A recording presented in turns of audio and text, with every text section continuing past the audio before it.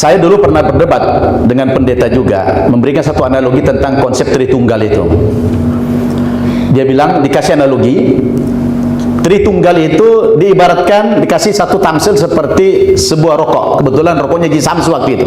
Dia bilang, Ustadz, rokok ini terdiri dari 3 unsur. Di situ ada kertas, ada tembakau, ada cengkeh. Ini yang bernama rokok. Jadi rokok itu 3 unsur. Begitulah Tuhan itu. Ya, 1 oknum, 3 pribadi. Dia bilang gitu. Jadi ada kertas, ada cengkeh, ada tembakau. Itulah yang bernama rokok. Lalu saya minta maaf kepada pendeta yang bersangkutan. Mohon maaf Pak Pendeta, bolehkah saya ambil rokok ini? Dan bolehkah saya cincang-cincang rokok ini? Boleh. Saya cincang. Begitu saya pecah, saya ambil dulu kertasnya. Pak Pendeta, ini apa namanya? Dia bilang kertas. Oke. Lalu saya ambil cengkehnya. Pak Pendeta, ini apa namanya? Cengkeh. Rokokkah ini? Oh tidak, cengkeh. Lalu saya ambil tembakau. Ini Pak Pendeta apa? Dia bilang tembakau. Rokokkah ini? Tidak. Oh ternyata dia baru bernama rokok ketika diaduk menjadi satu kesatuan, itu namanya rokok. Tapi ketika dipisah unsur-unsurnya, dia kembali kepada zat awal, bahwa dia adalah kertas, bahwa dia adalah tembakau, bahwa dia adalah cengkeh, tidak bernama rokok. Jadi bagi saya ini logikanya tidak masuk ini. Bagaimana Tuhan itu menjadi satu kesatuan ketika digabung, ketika dipisah unsur-unsurnya, itu tidak menjadi bernama Tuhan lagi. Dan memang kalau kita baca Alkitab, ya, dibaca Alkitab. Kalau tadi Pak Pendeta Moses mengatakan, atau Pak Murwali mengatakan, kalian tidak punya otoritas untuk menafsirkan kitab suci kami. Saya pikir kitab suci itu harus terbuka, dibaca, dipahami, dikoreksi oleh siapa saja. Dan Al-Quran kami sangat terbuka.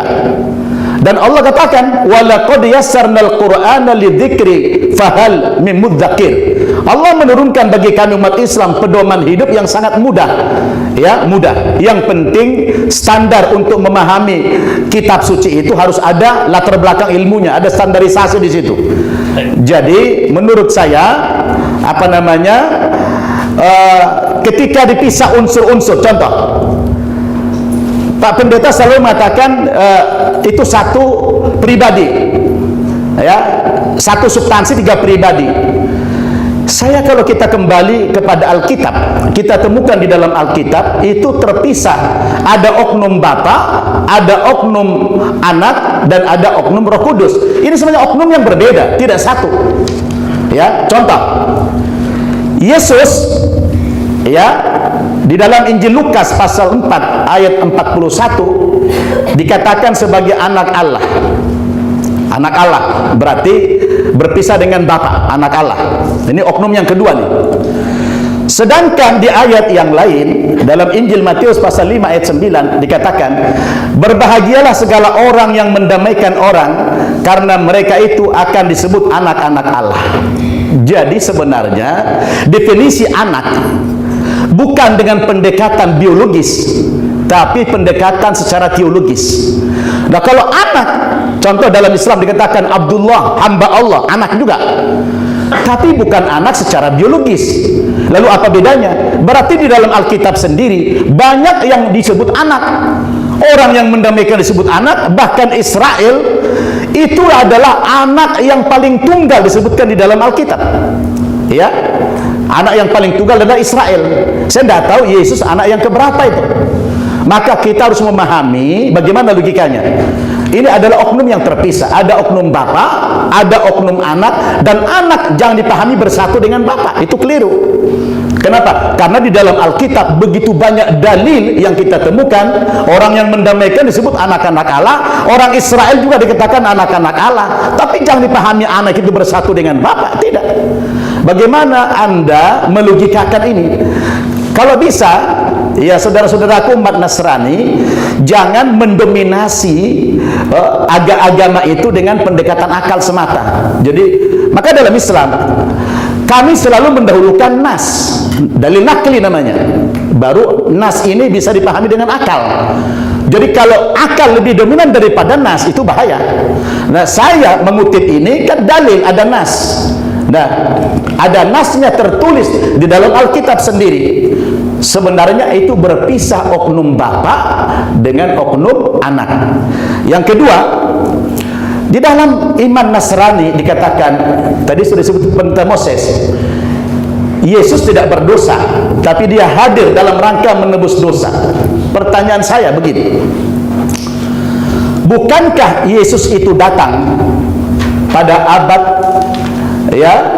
awal-awal Masehi? Berarti sebelumnya itu ada manusia yang melakukan dosa pertama sekali kan Adam, dan keturunannya tentu berdosa.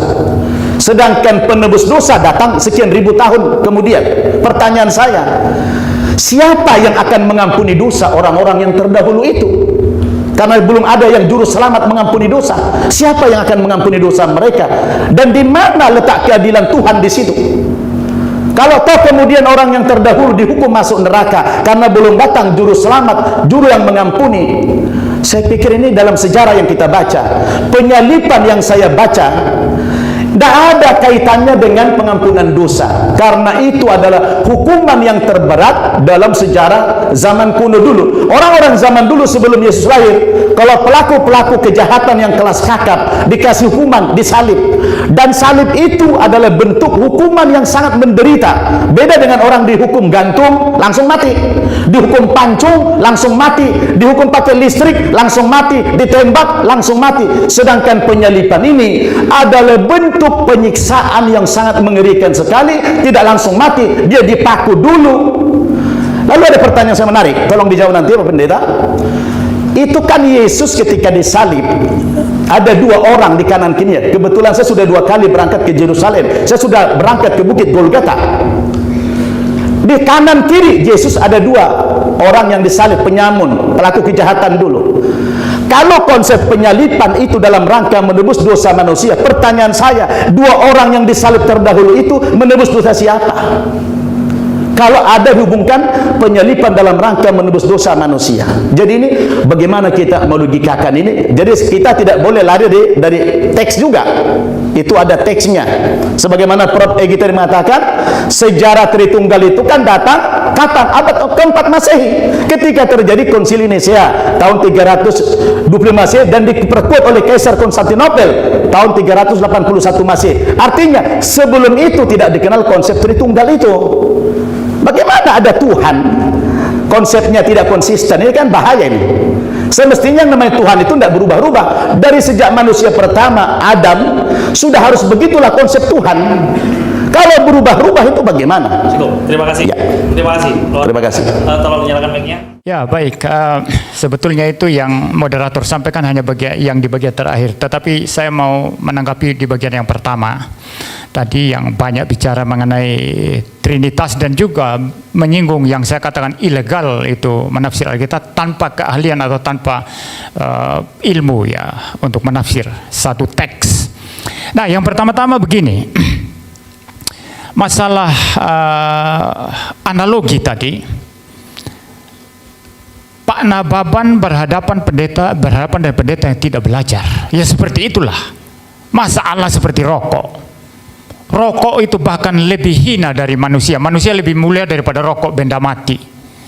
Jadi kalau Allah dianalogikan, diilustrasikan dengan rokok, ini maaf, inilah pendeta yang bagi saya itu mengilustrasikan dengan cara yang sangat bodoh. Ya, jadi Allah itu tidak sama dengan rokok. Karena ketika rokok Anda lepaskan semua, cengkeh toh itu rokok enggak? Cengkehnya saja rokok enggak? Kan bukan. Ya, dalam Trinitas itu Bapa adalah Allah sepenuhnya, Sang Firman Logos yaitu Yesus Kristus Allah sepenuhnya, dan Roh Kudus adalah Allah sepenuhnya. Jadi ilustrasi rokok tidak masuk di sana. Makanya karena tidak ada ilustrasi analogi apapun untuk menggambarkan Trinitas, maka saya hanya berbicara prinsip unity and diversity yang saya katakan itu niscaya di mana-mana Anda tidak bisa sangkal itu. Bahkan saya menantang di sini, buktikan di mana satu eksistensi yang nol putul dan tidak ada kejamakan apa-apa, tidak ada. Jadi kita berbicara manusia, berbicara laptop, berbicara keilmuan apa saja, bahkan istilah universitas, bahkan kita berbicara konsep mengenai Allah dan pikiran kita yang terbatas, kita tidak pernah lepas daripada prinsip unity dan diversity, seperti itu. Jadi ilustrasi loko tadi itu jelas tidak masuk itu, ya. Itu. Saya jawab dulu, Pak. Maksudnya yang ditanyakan apanya yang diminta dibuktikan? Saya jawab pertanyaan ini, Pak. Bukan sedang bertanya. Ya, Bapak. Nah, ini waktu saya dulu. Saya menjawab. Nanti kalau waktu Anda silakan jawab tantangan saya. Ya. Jadi itu yang pertama, ya. Lalu yang kedua, masalah ilegal tadi. Kenapa saya katakan ilegal? Kalau mau mempelajari Alkitab dengan sungguh-sungguh, pertama-tama presuposisinya adalah Anda percaya bahwa yang saudara pelajari itu benar. Artinya benar dalam pengertian dapat dipelajari. Kalau sesuatu yang Anda mau pelajari itu Anda sangkal ini palsu, ini tambal sulam, ini tidak benar, lalu yang Anda mau pelajari apanya? Sebentar, ya. Saya pikir mau menanggapi. Ya, jadi yang mau Anda pelajari itu apa? Kalau kita tidak mempercayai sesuatu hal, kita pelajari apanya? Itu pertama, presuposisinya saya percaya bahwa saya bisa belajar dari Alkitab. Itu pertama. Kedua, ada keilmuannya, yang saya katakan tadi itu ilmu hermeneutik atau the art of interpretation. Semua ilmu hukum ada interpretasinya sendiri. Saya bukan ahli hukum, tidak boleh saya secara ngawur masuk ke ranah hukum, berbicara hukum, karena saya bukan ahlinya di sana. Ya, seperti itu, ya. Jadi ada keilmuannya, Pak. Nah, maka itu yang saya katakan tadi. Bapak berdua mempelajari teologi, mempelajari Alkitab, mempelajari tentang studi-studi dalam kitab suci, kitab per kitab, bahasa aslinya dan lain sebagainya. Termasuk ilmu dogmatikanya, bagaimana nanti melihat kesatuan tafsiran seluruh Alkitab, itu dari mana? Itu yang saya bilang tadi ilegal, Pak. Ilegal. Sama juga, saya bukan ahli Quran. Saya masuk ke Quran Anda lalu memberi tafsiran secara bebas begitu, lalu saya mengatakan ini seandainya saja, ya, hanya lalu saya berkata ini banyak salahnya ini, ya, lalu saya tidak ngerti apa-apa. Ini kan kacau, Pak. Ya, itu maksudnya, Pak, ya. Saya pikir itu mungkin Pak Moses masih ada waktu berapa? Masih ada waktu 5 menit. Oh, mungkin saya lanjut sedikit ini, ya, saya lanjut sedikit, ya. Itu tafsiran Anda sebagai yang bukan ahli biblika, yang bukan ahli Alkitab.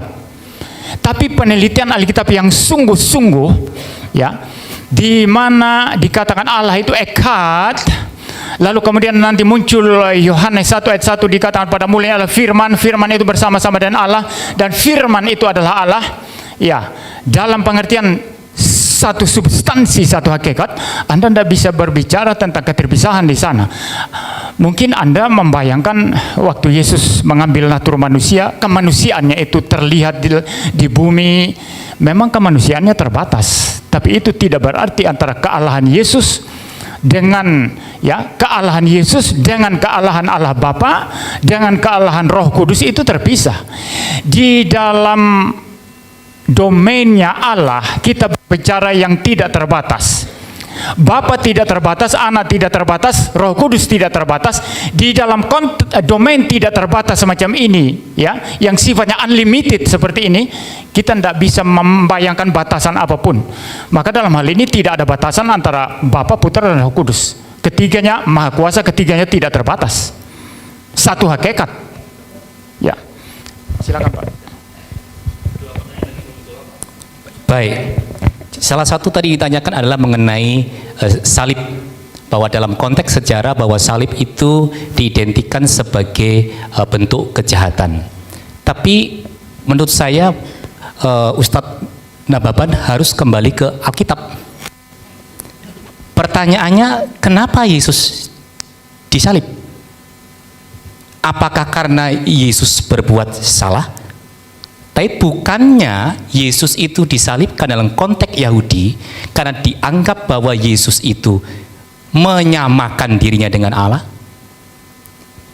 Bahkan dalam Alkitab sendiri dikatakan sampai pemimpin pemerintah pada waktu itu dia cuci tangan, nggak mau, karena tidak ditemukan kesalahan.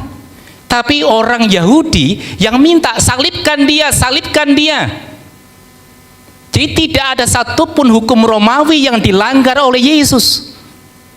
Tapi yang dilanggar, yang dianggap melanggar adalah orang Yahudi yang memaksa pemerintah pada waktu itu secara historis. Karena menganggap Yesus itu, menganggap dirinya sama dengan Allah. Itu yang terjadi secara historis. Kalau Ustadz Nababan kembali ke Alkitab, karena pernah jadi Kristen.